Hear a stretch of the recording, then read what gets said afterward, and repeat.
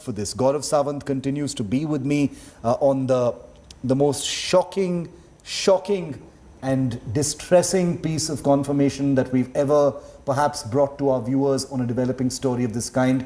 Gaurav, I don't know when it's going to sink in. General Bipin Rawat, his wife Madhulika Rawat and others all declared dead in this monumental tragedy, Gaurav.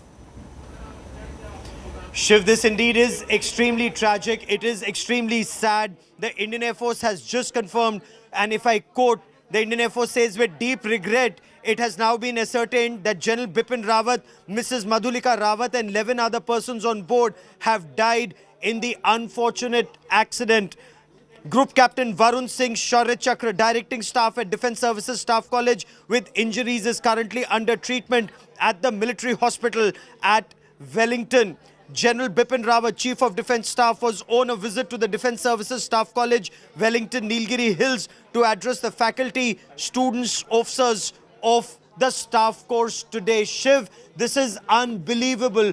You and I have interacted so extensively and so closely with General Bipin Rawat, not just when he was CDS, but before that, when he was Chief of Army Staff, and even before that, when he was in the Eastern Command. Extremely accessible, someone who was very keen that information would percolate, correct information would percolate down.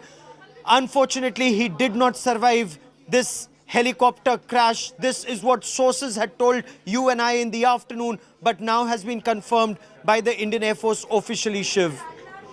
Confirmed officially. Gaurav, can you give us a sense of what's going to happen at the Cabinet Committee on Security? I want to tell our viewers that we needed to wait for that official confirmation before bringing that information to you, because this is too sensitive. General Bipin Rawat and his wife have both perished in this crash, as have 11 other persons on board. One person has survived with critical injuries. Prayers across the country for Group Captain Varun Singh, who has